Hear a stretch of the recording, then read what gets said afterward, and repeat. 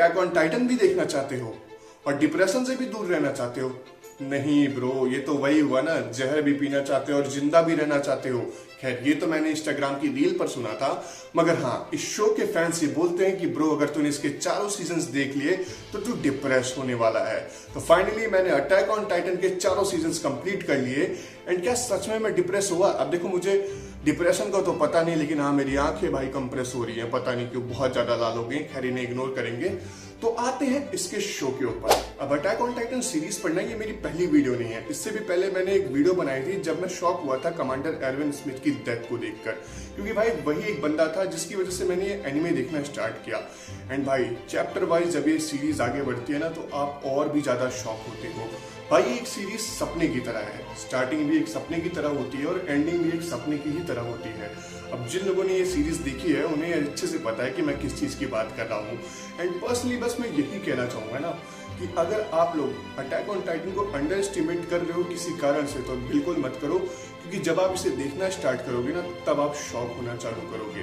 क्योंकि भाई इस सीरीज को देखते हुए ना मैंने जो मतलब इमोशंस फील किए, कभी मैं शॉक हुआ हूँ, कभी मैं गुस्से में आया हूँ, कभी मेरे किसी कैरेक्टर से एक्सपेक्टेशन ज़्यादा थी तो वो मेरे सामने चला जा रहा था।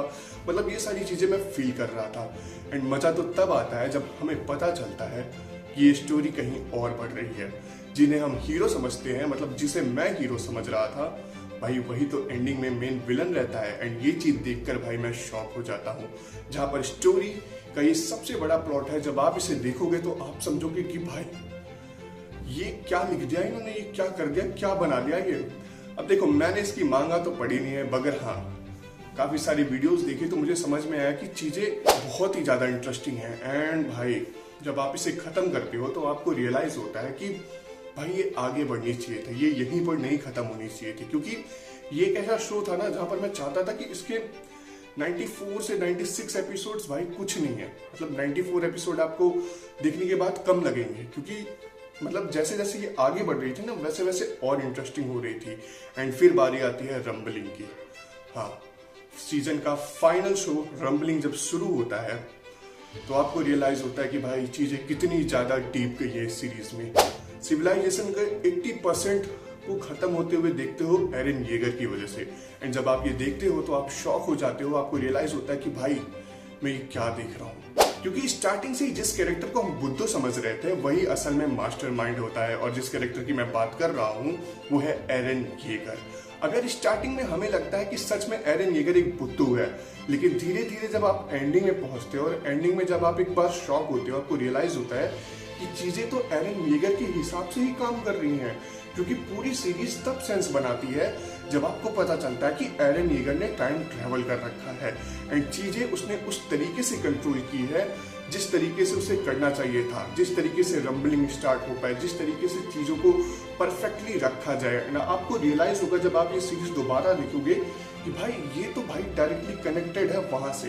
एंड किसी किसी एपिसोड में आपको ये भी रियलाइज होगा कि हाँ ये सेंस बना रहा है। और यार इस सीरीज की एक और अच्छी बात मुझे ये लगी है कि मुझे हर कैरेक्टर की बैक स्टोरी दिखाई गई है, हर कैरेक्टर का पर्सपेक्टिव दिखाया गया है। कभी कभी होता नहीं है हमारे अंदर कि भाई हम किसी कैरेक्टर को गलत समझ लेते हैं, मगर इस सीरीज में उनके पॉइंट ऑफ व्यू से देखें तो चीजें उनके लिए सही हैं। और फिर हमें रियलाइज होता है कि भाई यहाँ पर तो हम गलत हैं। और यही वजह है कि इस सीरीज में इतना अच्छा कैरेक्टर डेवलपमेंट है। और इसी चीज से तो मैं काफी ज्यादा खुश हूँ, क्योंकि भाई आधी सीरीज में मैं जिसे विलन समझ रहा था वो हीरो हो जाता है, और भाई जिसे हीरो समझ रहा था वो विलन बन जाता है। फिर मुझे रियलाइज होता है कि नहीं नहीं भाई ये विलन है, ये हीरो है। लेकिन आप जब उनके पर्सपेक्टिव से चीजें देखते हो ना, तो आपको समझ में आता है कि हाँ यहाँ पर चीजें मैटर करती हैं। क्योंकि एक तरीके से हीरो की ही साइड दिखाना हमेशा मतलब गलत ही होता है, लेकिन अगर हम विलन्स की भी साइड दिखाए तो वो भी हमारे लिए हीरो बन जाते हैं। एंड ये काफी ज्यादा अच्छा लगा मुझे। खैर है इसकी एंडिंग पर तो यार एरन येगर तभी तक आपको बुरा लगता है जब तक आपको उसका मोटिव पता नहीं होता। और जब एंडिंग में आपको उसका मोटिव पता चलता है कि वो मतलब उसे पता था कि वो खुद तो आजाद नहीं हो सकता, तो क्यों ना उसके दोस्तों को आजाद किया जाए और उनके दोस्तों को ही हीरो बना दिया जाए। एंड इसी वजह से भाई वो बंदा इतनी बड़ी चीज करता है जिसे देखने के बाद आप काफी ज्यादा शॉक हो जाते हो। एंड यही वजह है कि एरन येगर से आप एक साइड पर नफरत भी करते हो एंड दूसरे साइड पर एरन येगर आपको इतना ज्यादा पसंद भी आता है।